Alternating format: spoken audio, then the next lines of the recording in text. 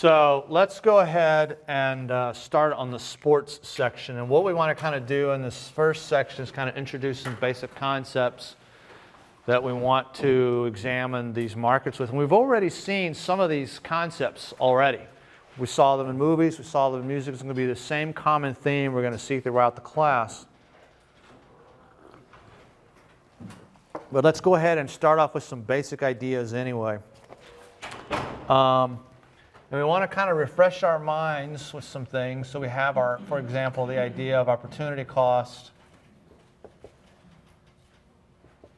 And let's just look at some examples here. So we got 1915. We've got a young left-handed Red Sox pitcher. All right, and he helps the Red Sox get to the World Series in 1916 and 1918. Between 1915 to 1918, he wins 78 games.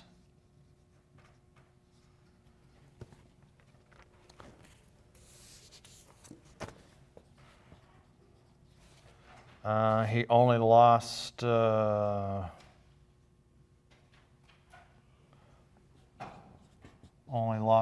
games.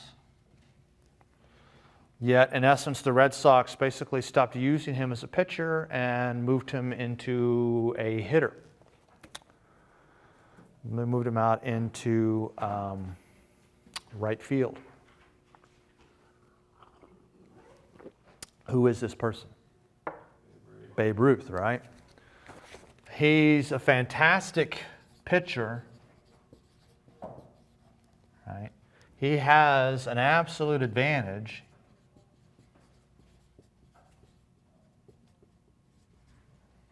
in pitching and in hitting, right? But he had a comparative advantage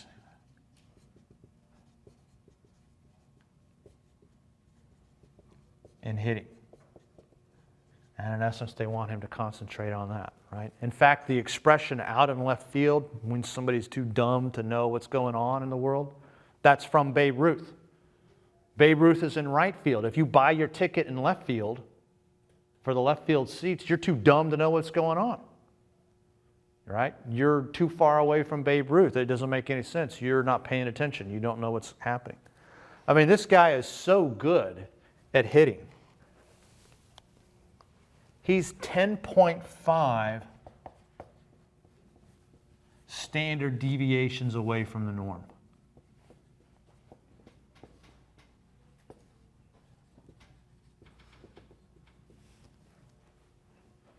You guys remember the standard deviation stuff? You have your probability. Here's the median.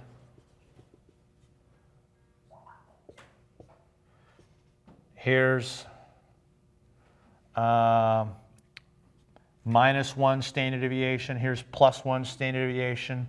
On a normal bell curve, how much probability is in here? Here's -2. Here's +2. How much standard deviation is in here? Here's -3. Here's +3.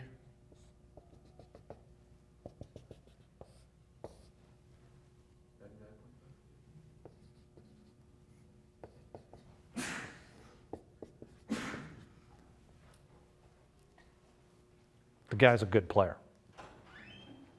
right? He's 10.5 standard deviations above the median. 3 standard deviations above, you're better than 99% of the people. That's why the guy, we're still talking about the guy 100 years later. That's why we have expressions like out in left field. I mean, the guy is just a phenomenal hitter.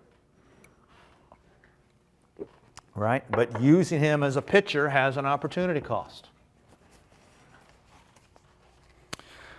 We have this idea of scarcity in economics, right?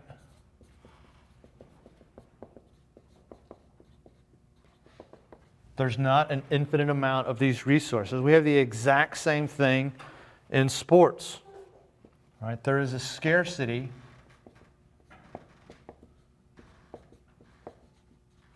in talent. Right? Some people just aren't good athletes. It's okay. It doesn't mean they're a bad person. They're just not going to be a good athlete. Just like some people, there's a scarcity of good-looking people. That's why we have a range of this person's good-looking and this person's ugly, right? There's a scarcity of intelligence. This person's smart, this person's not so smart, right? By definition, half the people in the country have to be below average intelligence, right? The average means 50% above, 50% below. In any of your classes, you take the average intelligence of everybody that's in that class, half the people by definition have to be below average. It's just the way that it is. Right? It doesn't mean people are bad people or that they can't function in society. It just means that there's a scarcity in talent. Because there's a scarcity, it has value. So when we're talking about talent here, we can talk about talent in both absolute and relative sense, right? So when we talk about absolute quality,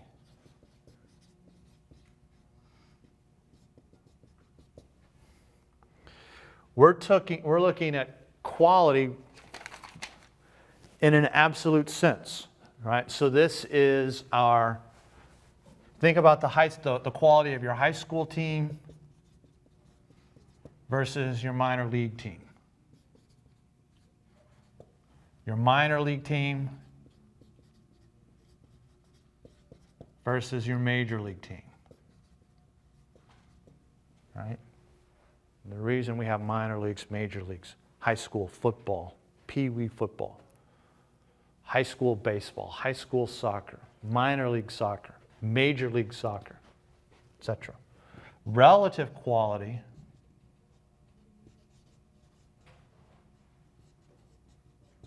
is quality stratified within some absolute quality, right? So here is Yankees versus Tampa Bay. Missouri State versus North Dakota.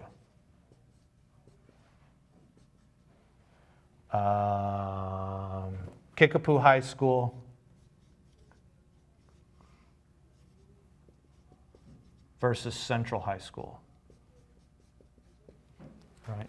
Relative quality stratified within these absolute levels. And basically what we can show is that fans are willing to pay more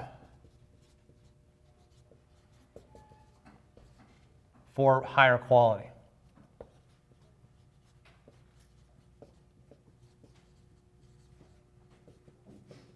Right? And you can see that in things like ticket prices, right? So ticket prices to get into a high school football game might be $4 or $5. And to get into a college level game, which is in essence the minor leagues in football, might be $15. And to get into major league, Chiefs or Dallas Cowboys or whatever, might be $40, $50, $60.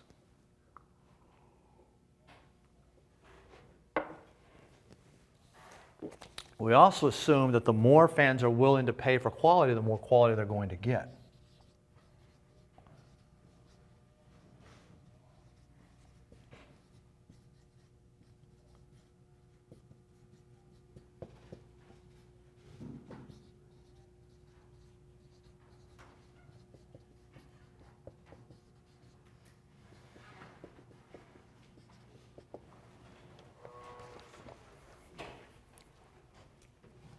So, for example, Springfield and St. Louis both have baseball teams.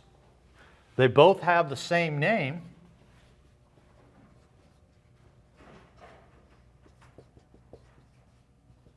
But what's true about these different baseball teams?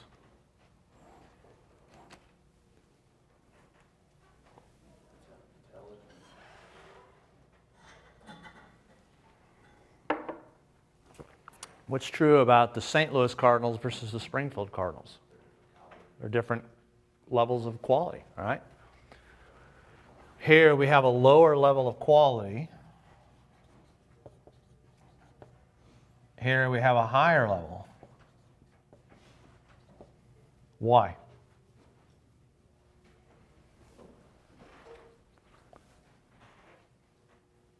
Yeah. The best players from the Springfield team got brought up to play on the St. Louis team. Why not the other way around? Why not have the lower quality team in St. Louis, the higher quality team in Springfield? Location has nothing to do with it. What about the fan base? There's more money in St. Louis. Exactly. People are willing to pay more in St. Louis than they are in Springfield.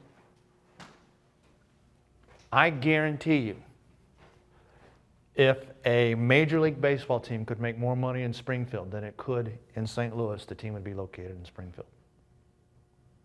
And to see that that's true,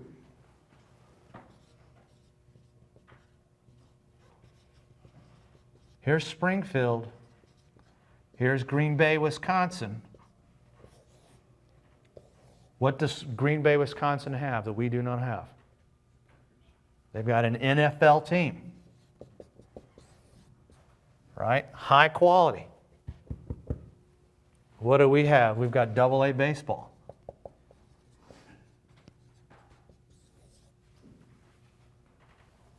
Not only is the town of Springfield larger than the town of Green Bay, but the metro area for Springfield is larger than the metro area for Green Bay. We have total more money than the Green Bay metropolitan statistical area. But they've got an NFL team and we got AA ball. Why? Because that started in Green Bay back in the 20s and 30s. The answer is simpler than that. It has nothing to do with history. History has nothing to do with it, trust me. It comes down to one thing. Money. People in Green Bay are willing to pay more than people in Springfield are willing to pay for sports. It comes down to money. I guarantee you, if the NFL Packers could make more money in Springfield, they would move to Springfield. There's just no question about it. This has nothing to do with history. It has nothing to do with history. It has everything to do with money. How much are fans willing to pay? How much do people want to pay for relative quality, absolute quality, etc.? Right? So this brings us up to a couple of hypotheses that we're going to see throughout the class.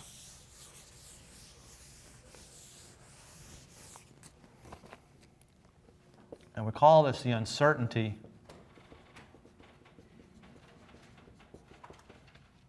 of outcome hypothesis. And what this guy says is that fans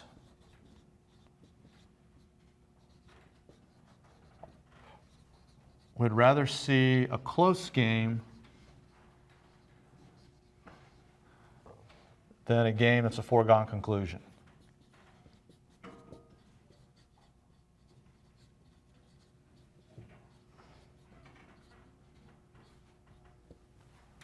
How do we know this is true?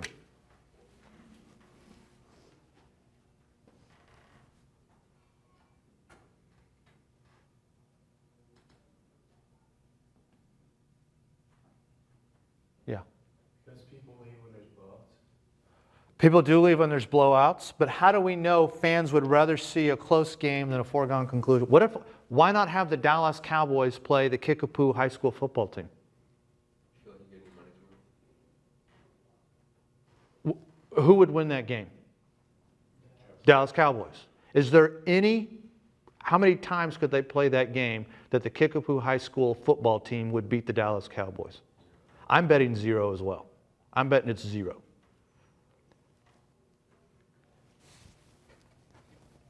The reason we know the Dallas Cowboys do not play the Kickapoo High School football team is because there's no money in it. If there was money in it, trust me, they would be playing the game. And the reason that there's no money in it is because that's a foregone conclusion. What's the point of watching that game? It's completely stupid. So we have this idea of the uncertainty of outcome hypothesis. Now here's the problem. We know that we have these differences in absolute quality. And we even have fun with it sometimes, right?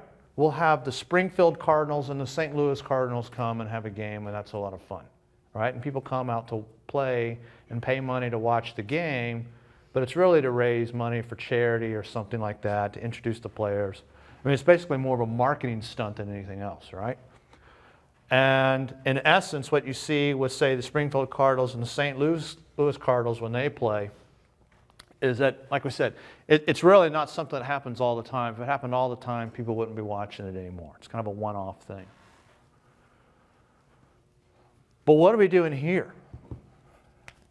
Yankees versus Tampa Bay. Yankees versus, I don't know, what's the worst team in baseball? Detroit. Yankees versus, I don't know, Diamondbacks, or whomever, right? Cleveland Indians. We have these problems here, right, where we know, for example, it is not necessarily a close game when the Yankees play certain teams, right? And this comes up to all kinds of different problems. How are we going to maintain some amount of what we're going to call competitive balance?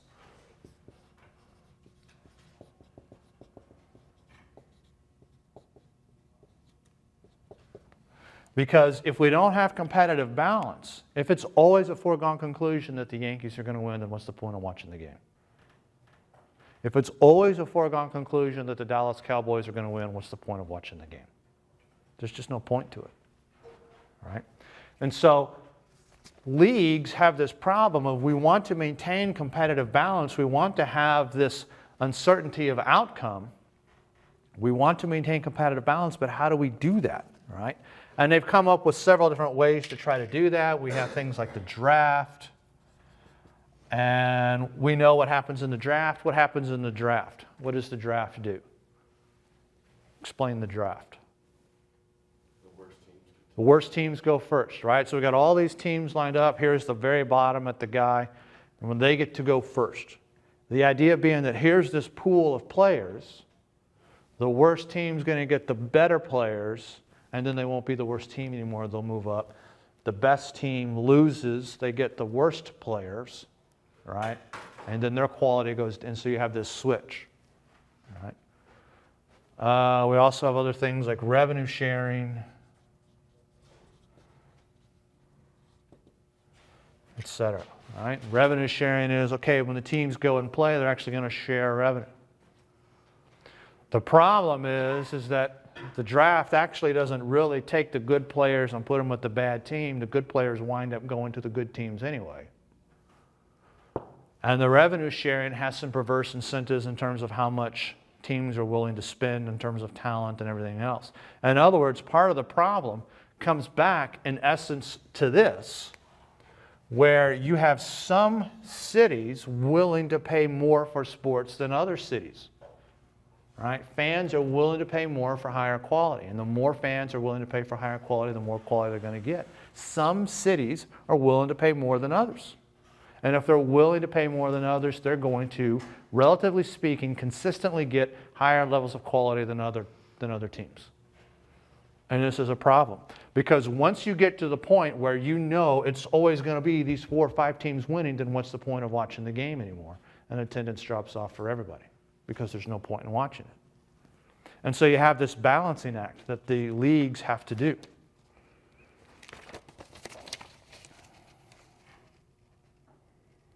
So we know we have this idea of scarcity. One of the best ways, of course, to deal with the issue of scarcity is supply and demand through prices.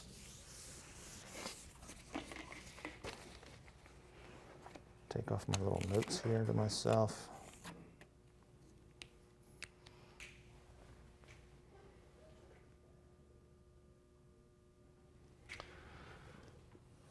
And we know that with our demand curve, we've got certain things here where we're looking at willingness to pay.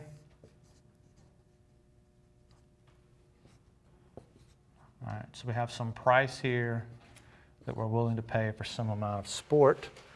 And we recall that there's the difference between what people are willing to pay and what they actually do pay, right? And we called that guy consumer surplus. So we have this consumer surplus,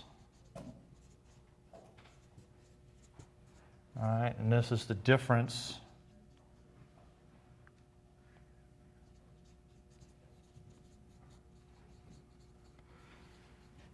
between the price paid and what they're willing to pay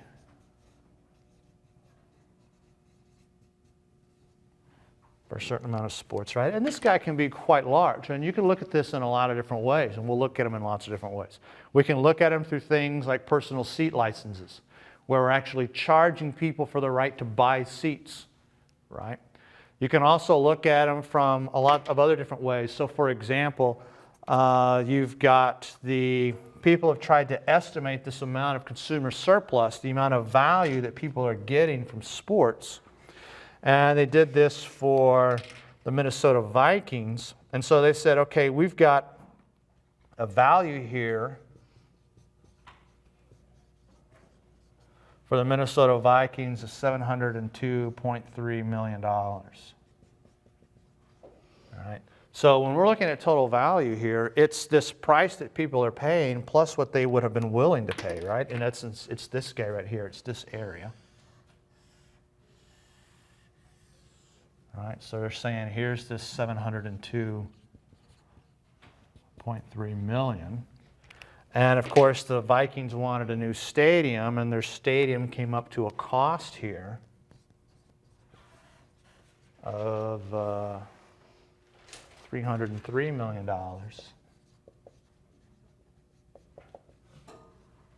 And so they said, oh, look, here we've got consumer surplus of basically net welfare from this Vikings staying and moving into this new stadium of about roughly $400 million.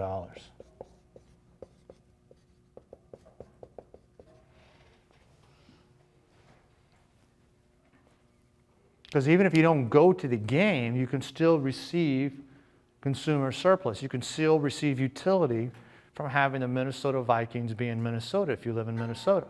So when you go and get your hair cut, you have something to talk about, right?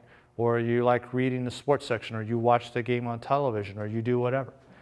They're trying to measure, well, how much consumer surplus are people really getting from this? How much utility does sports really give? And if you're the Minnesota Vikings, you want to capture as much of this $702 million as you possibly can. You don't want to leave any of that on the table. If people are willing to pay, whatever it is, $15,000, and you're only charging them $4,000 for season tickets, you're leaving $11,000 on the table. You want to be able to try to capture that like everybody else does, right?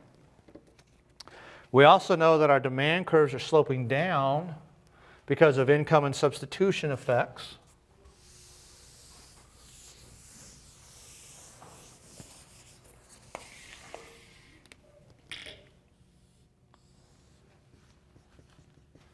All right, so when we're looking at these guys, we have these downward sloping demand curves.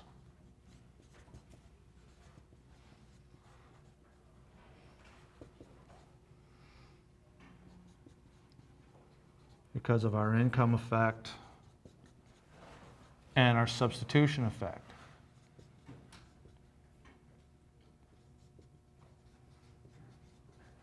Right? When price falls, it's just as if the money in your wallet buys more stuff. That was the income effect. The substitution effect said, hey, when price falls, sports is now, relatively speaking, cheaper relative to other goods that haven't changed in price.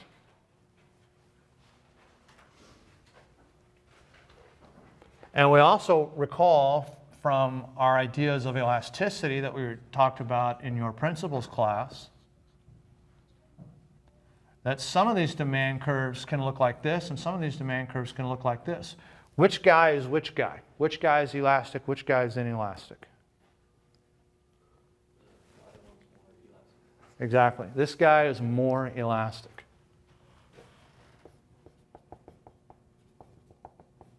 This guy is more inelastic. Now, what does that mean in terms of substitution effects? It's easier to substitute for the elastic. Exactly. The substitution effect is relatively large. There's a lot of substitutes. This guy's demand curve is relatively inelastic. There's fewer substitutes. The substitution effect is very, very small.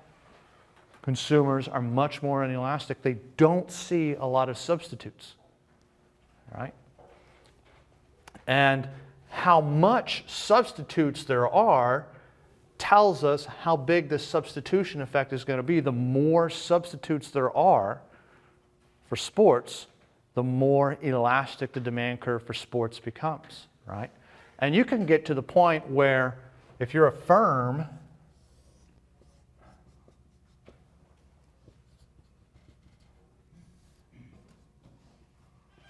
you're facing a demand curve like that, and what's true about that guy?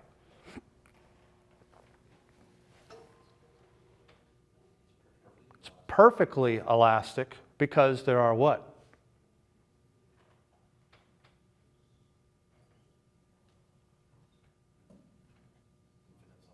There's an infinite number of substitutes. My firm's product is no better than any other firm's products. They are completely substitutable. And there's a whole bunch of different firms. So how much market power does the firm have here?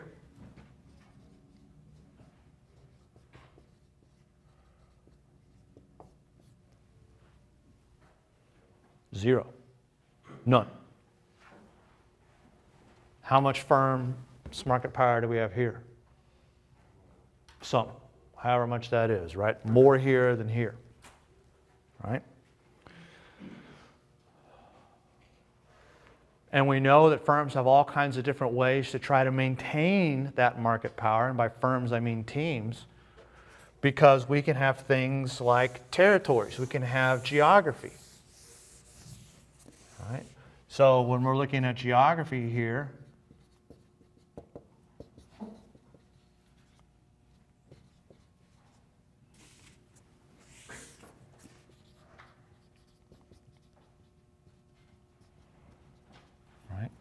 we have the Dallas Cowboys right here. And we have the Kansas City Chiefs here. Why aren't the Dallas Cowboys here, the Dallas Chiefs here, not the New York Giants, but the Dallas Giants here, not the Seattle Seahawks, but the Dallas Cowboy Hawks?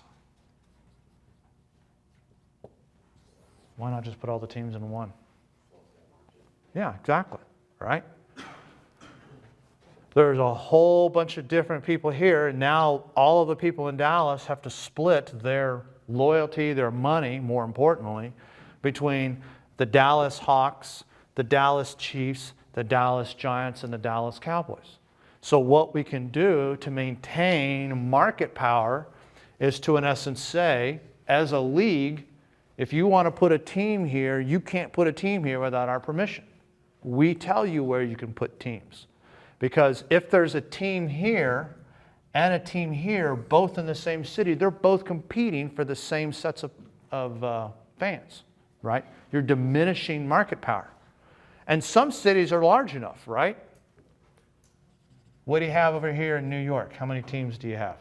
You got two. You got the Jets and the Giants. What do you have over here in San Francisco and Oakland? You got Giants and the Raiders, who used to be there. Now, of course, they're down here in LA. Here we've got the Rams and the Raiders. What do we have in Chicago in terms of baseball? Cubs and the Sox, right? Same thing here in San Francisco and Oakland market for baseball, right? San Francisco Giants, Oakland A's. Some cities are large enough to have more than one team. The cities are just quite large, right? So when we're looking at these things that deal with demand, we know that a lot of it depends upon a lot of these different factors. And recall the things that can change our demand curve.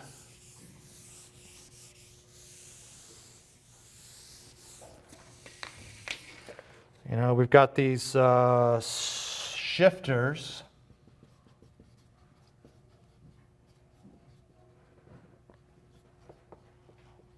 For our demand curves, we have things like our preferences, P-R-E-F-E-R-E-N. We have our preferences, we have our income, we have our number of consumers, we have the price of related goods.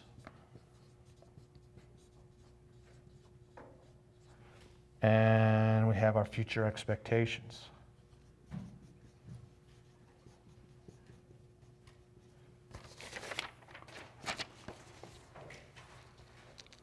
All right.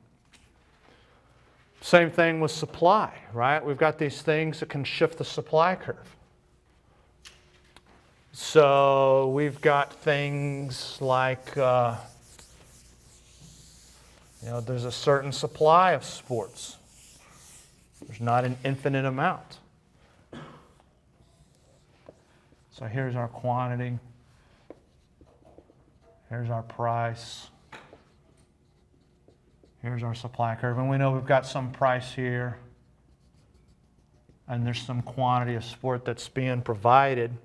And here we don't have consumer surplus, we've got producer surplus. And so you'll recall that producer surplus is the difference between the price that we're getting and the price they were willing to provide that quantity at. All right? And there was these things that would shift the supply curve. So you had your supply shifters. So these would be things like you have the price of related goods, like how much does it cost to provide, wheat versus corn. You would have things like resource prices, technology, taxes and subsidies.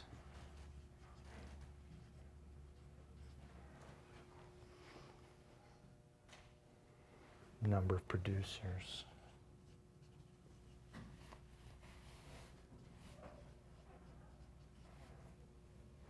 Expectations.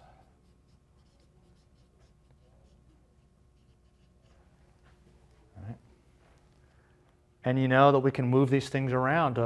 We can use supply and demand to analyze all kinds of different things. So for example,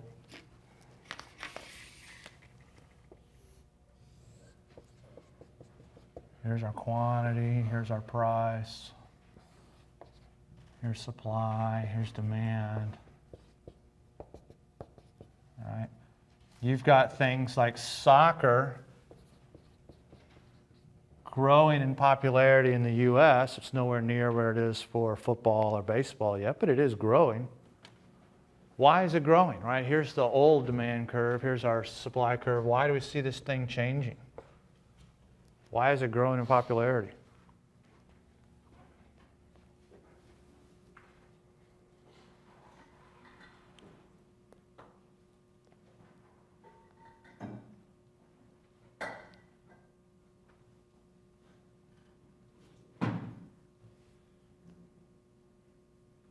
What's the most popular sport in the world? Soccer. By far. Why would it be growing in popularity in the U.S.? There's a higher number of consumers for it. Which types of consumers?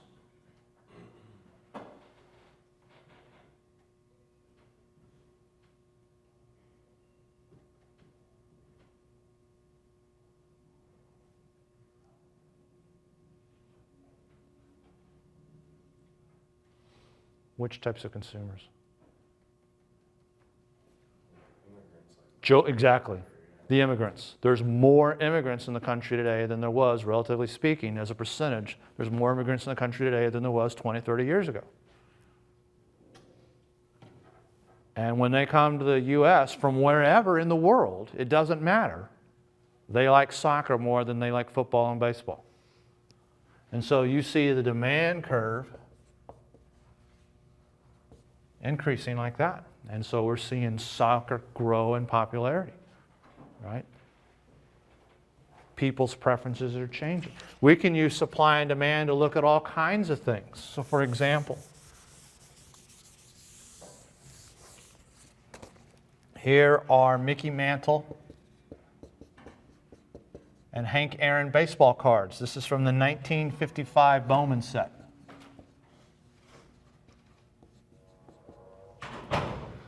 So if we look at Hank Aaron, we look at Mickey Mantle, we've got our at-bats, we've got our hits, we've got our runs, we've got our home runs, we have our RBI, our runs batted in, we have our batting average. All right? So here, Hank Aaron, 12,364 at-bats to Mickey Mantle's 8,102. Hits, 3,771 to Hank Aaron's 2,415. Runs, 2,174 to Mickey Mantle's 1,677. Home runs, 755 to Mickey Mantle's 536. Runs batted in, 2,297 to Mickey Mantle's 1,509. Batting average, 305. 298. And when you price these on eBay, depending upon who you're buying it from and the condition, this guy right here could be selling for $4,200. This guy sell for about $150 to $200. Just priced these a few minutes ago.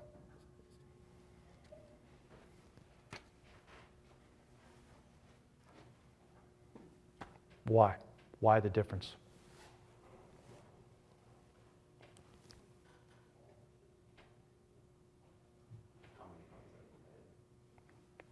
Same set, 1955 Bowman set. There's the exact same number of cards.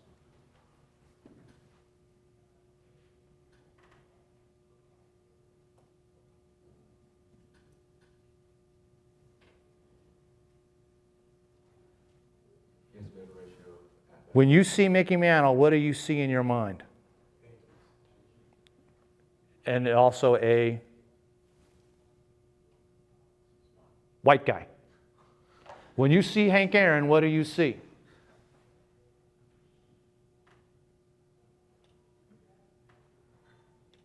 A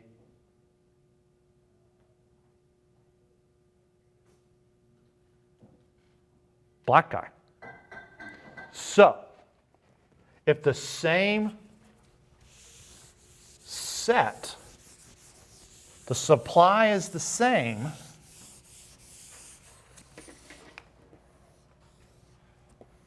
here's the supply, here's the demand for the Mickey Mantle cards, here's the demand for the Hank Aaron cards.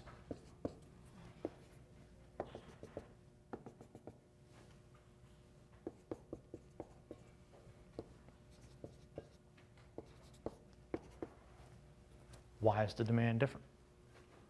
Is it race? Maybe. Is it something else?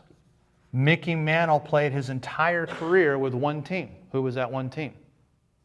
Yankees. Hank Aaron played with two teams. You guys know where they were from? Atlanta and Milwaukee.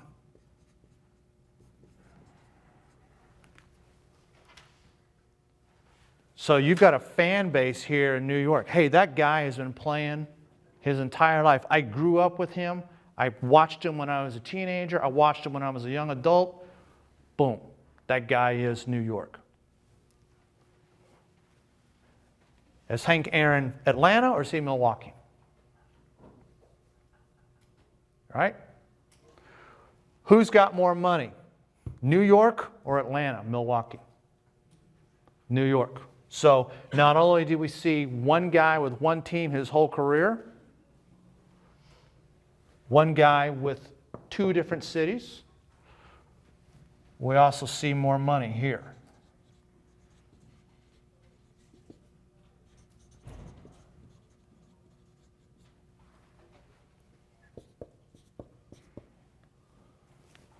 Which is it, right?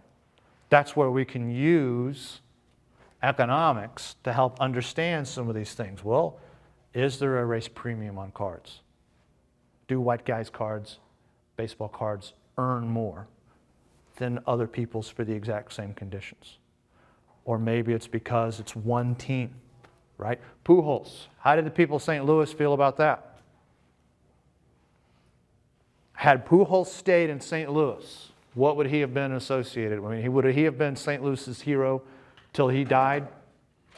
Definitely, right? But now, I mean, if Pujols was to walk down the streets of St. Louis, what would people do? They'd be spitting on him, everything else, you blankety blank, blah, blah, blah, right? He's seen as a traitor. It's the exact same thing here, right? Hey, I'm playing in Milwaukee. Now I'm playing in Atlanta. Right? Of course, the Braves went from Milwaukee to Atlanta, but that's irrelevant, right? He's playing in two different cities. Same thing here with the Yankees. Or maybe it is this guy. I don't know. That's the great thing about economics and sports. Because you know every single time somebody in sports does something. Right? How much does how much does Coca-Cola spend, what does it cost them to make a bottle of water? I don't know. And guess what? They're not going to go out and display that information and tell their other people either. They keep that information proprietary. All right?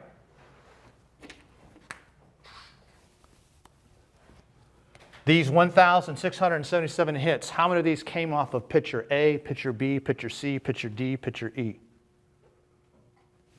Or runs or whatever. You can go and you can figure that out, right? There's tons of data in sports that we don't necessarily have in other things. Okay, we'll pick it up from here on Monday.